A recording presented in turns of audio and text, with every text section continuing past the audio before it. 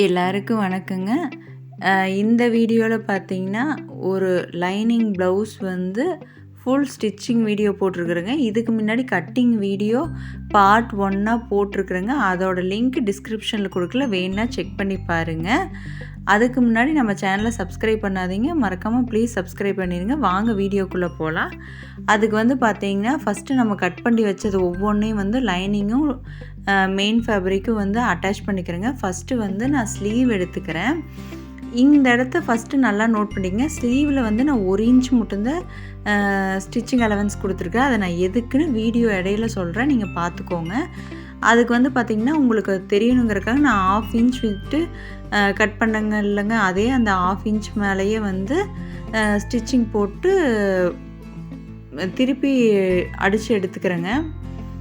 அதாவது படிமான தையல் போட்டு மடித்து அடித்து எடுத்துக்கிறேன். இப்போ உங்கள் வீடியோ பார்த்தீங்கன்னாவே உங்களுக்கு ஓரளவுக்கு புரியுங்க. இப்போ அதே மாதிரி நீங்கள் பிகினர்ஸாக இருந்தால் படிமான தையல் போட்டுக்குங்க. ஏன்னா அது வந்து நல்லா டேர்ன் பண்ணி கொடுக்கும். நான் ஃபஸ்ட்டுக்கு போடல, செகண்டுக்கு உங்களுக்கு போட்டு காமிச்சிருக்கிறேன் பாருங்கள்.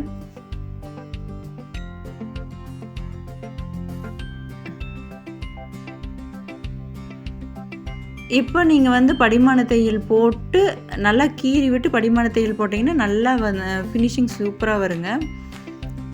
இப்போ நீங்கள் போட்டதுக்கப்புறம் எப்பவும் போல் உள்ளே திருப்பினதுக்கப்புறம் லைனிங் அளவு கரெக்டாக இருக்கும்லங்க, அந்த அளவுக்கு வந்து ஸ்டிச் பண்ணிக்கோங்க. ஏன்னா நம்ம மெயின் ஃபேப்ரிக் வந்து எக்ஸாக்டாக எடுக்கல, கொஞ்சம் எக்ஸ்ட்ரா தான் எடுத்துருக்குறோம். அந்த எக்ஸ்ட்ரா இருக்கிறதுலாம் வந்து நம்ம பிசுறு தட்டி விட்ருங்க.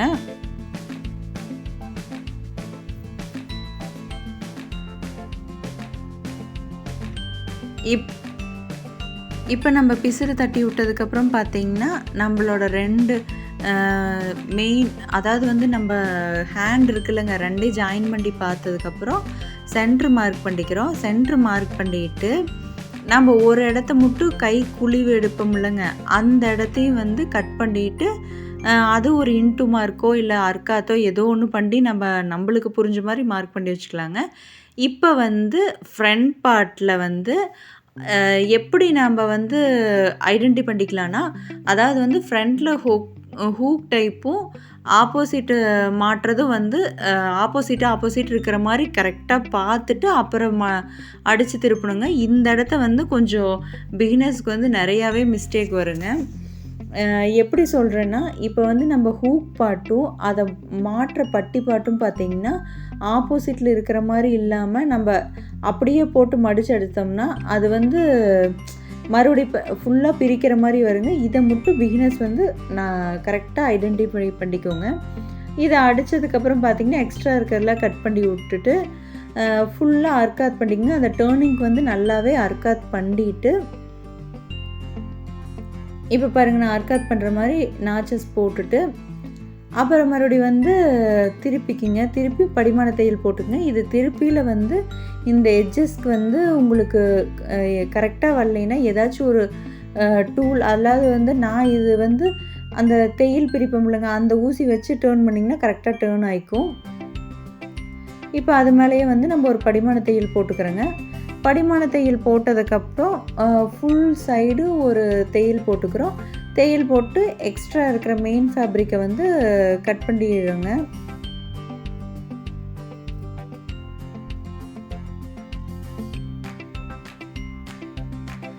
நீங்கள் இது தையல் போடையிலேயே வந்து எல்லா சைடும் நீட்டாக இருக்கான்னு செக் பண்ணி பார்த்துட்டு போடுங்க. ஏன்னா உள்ள மெயின் ஃபேப்ரிக் இது லைட்டாக சுருங்கி இருந்தாலும் வந்து நம்ம பிரிக்கிற மாதிரி ஆயிரும். அதனால் உள்ளே இருக்கிறது எல்லா கிளாத்தும் ஸ்ட்ரெயிட்டாக நேர் இருக்கான்னு செக் பண்ணிவிட்டு அப்படியே ஸ்டிச்சஸ் போட்டுக்கோங்க.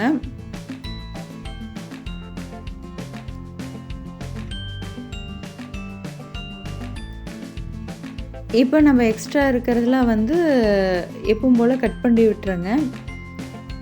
இதே மாதிரி தான் இன்னொரு சைடும் வந்து நம்ம அடித்து திருப்பிக்கிட்டு எக்ஸ்ட்ராக்கெல்லாம் கட் பண்ணி விட்டுக்கிறோம்.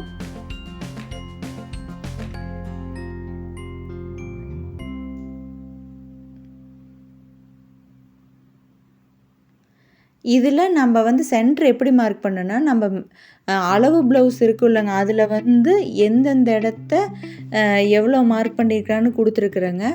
அந்த அளவுக்கு நீங்க மார்க் பண்ணிங்கனாவே கரெக்ட்டா இருக்கும். இதில வந்து அ மே அதாவது வந்து சென்டர் ஃபர்ஸ்ட்டு டாட் வந்து பார்த்தீங்கன்னா, 2 1/2 இன்ச்சும், செகண்டு 3 1/2, தேர்டு வந்து 4 1/2 எடுத்திருக்கிறாங்க.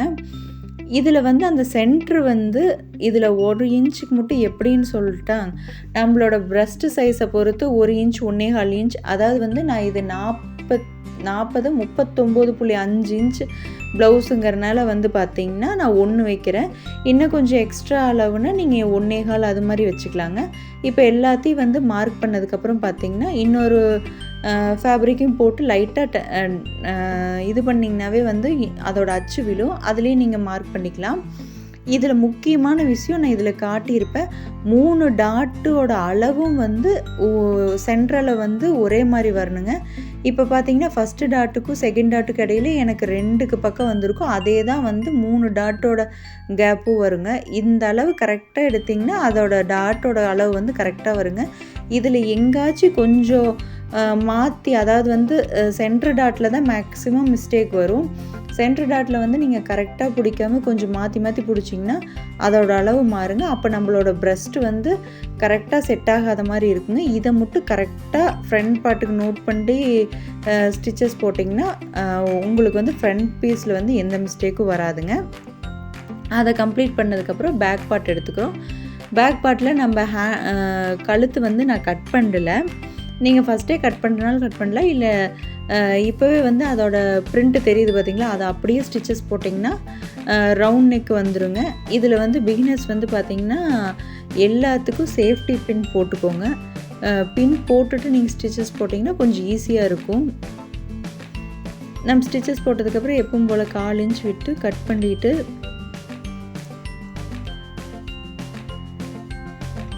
நாச்சஸ் போட்டு அடித்து திருப்பிக்கிறேங்க.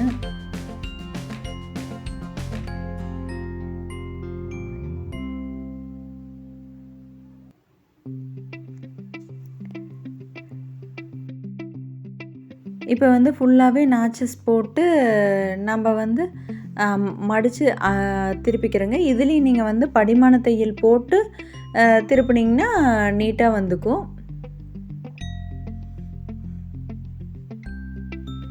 இதில் முக்கியமாக நோட் பண்ண வேண்டியது பார்த்தீங்கன்னா, படிமான தையல் போடையில் லைனிங் சைடு நம்ம கட் பண்ண அந்த பிசுறு எடுத்தோம்லங்க, அது இருக்கிற மாதிரி பார்த்துக்கோங்க. மெயின் ஃபேப்ரிக் சைடு வேண்டாம், அது கொஞ்சம் மொந்தமாக போன மாதிரி போயிடும்.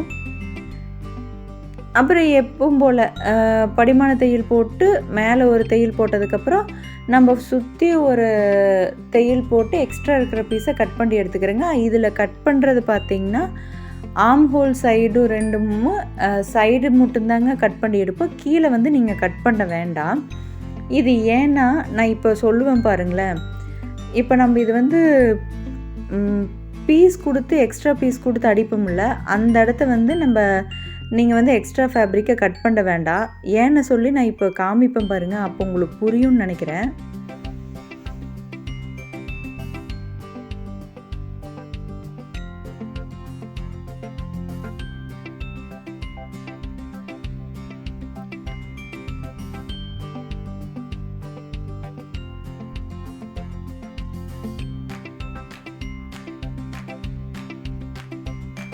இப்போ நம்ம எல்லாம் வந்து எக்ஸ்ட்ரா இருக்கிறதெல்லாம் கட் பண்ணி எடுத்துக்கிறோம்.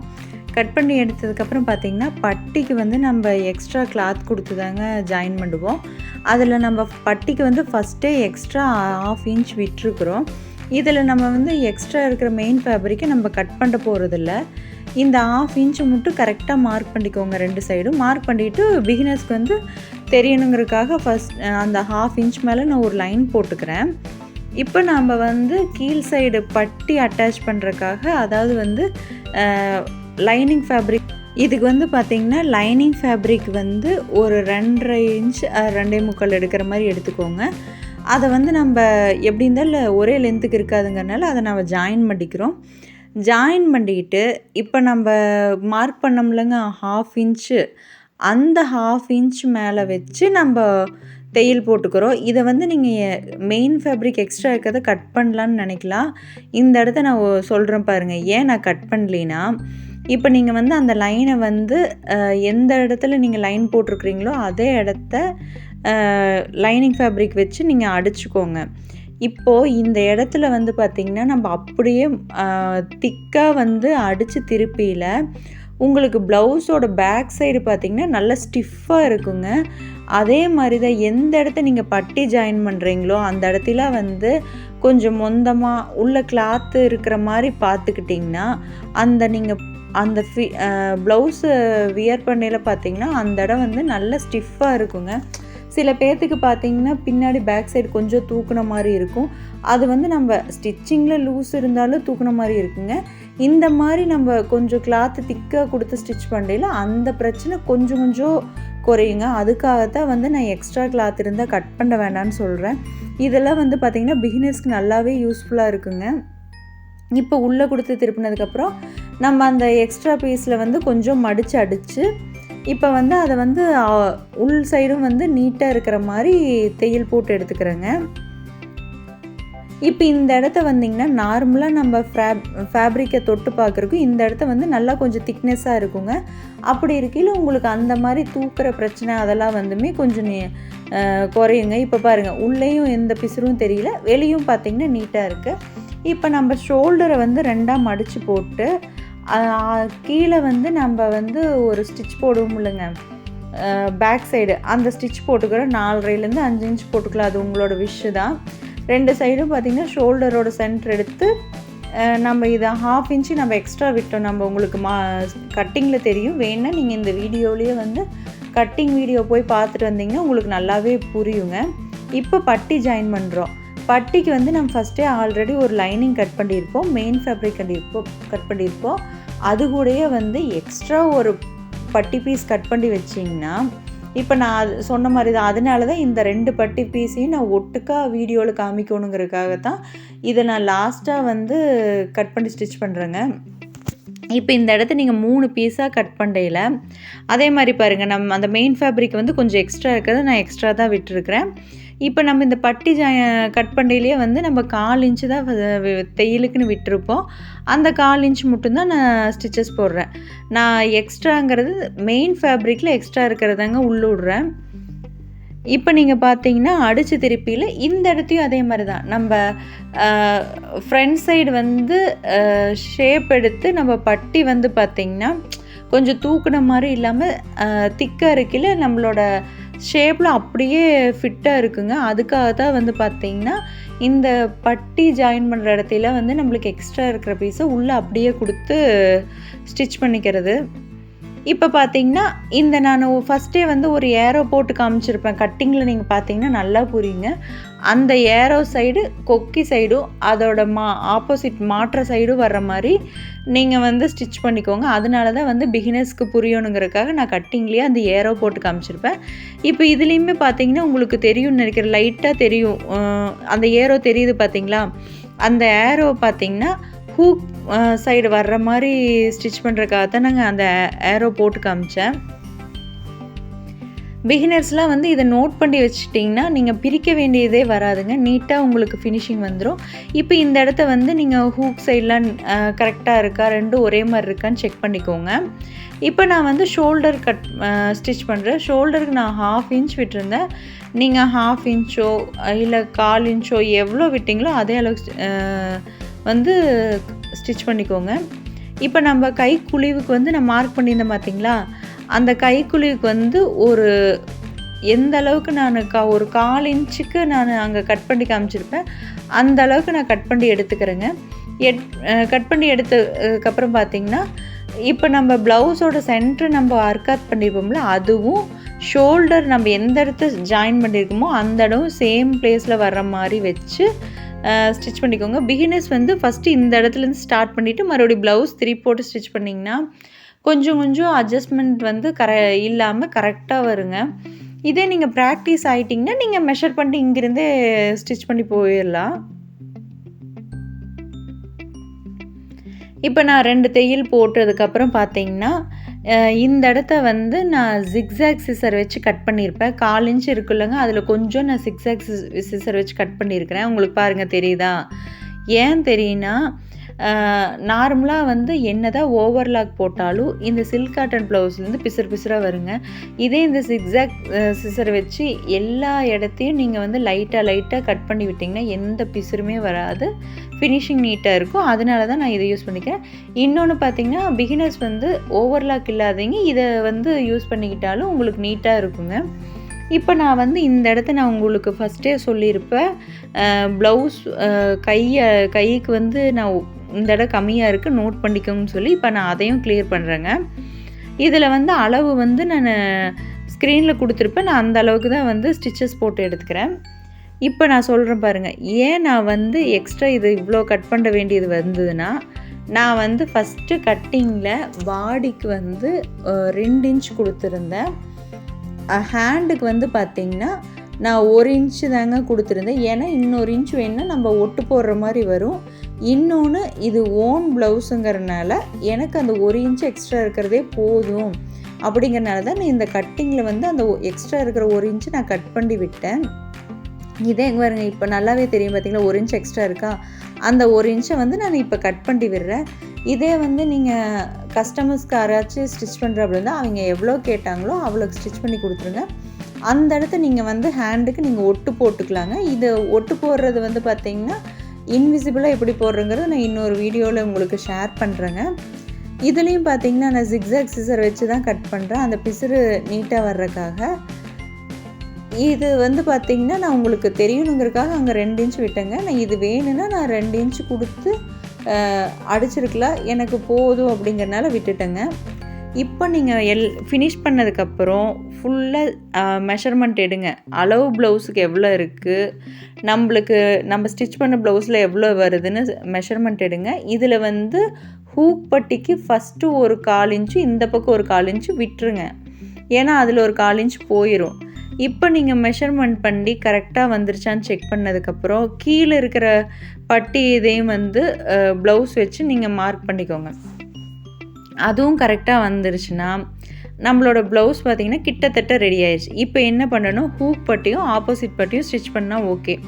ஹூக் பட்டிக்கு பார்த்திங்கன்னா ஒரு 2.5 இன்ச்சுக்கு ஒரு பீஸ் எடுத்து அதை வந்து நம்ம ஹூக் பட்டி சைடுன்னு வந்து மடித்து உள்ளே போகிற மாதிரியும், ஐப்பட்டிக்கு பார்த்திங்கன்னா உள்ளேருந்து அடித்து வெளியே வர்ற மாதிரி திருப்பிக்கணுங்க. இதுதான் டெக்னிக்கு.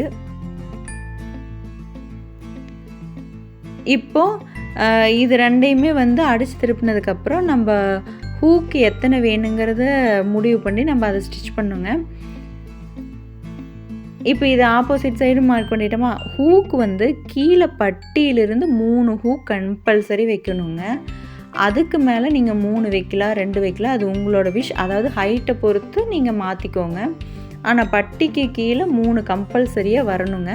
இப்போ கம்ப்ளீட் பண்ணதுக்கப்புறம் இதுதாங்க அவுட்லுக்கு. இந்த வீடியோ பிடிச்சிருந்தால் மறக்காமல் சப்ஸ்கிரைப் பண்ணிடுங்க. தேங்க்யூ.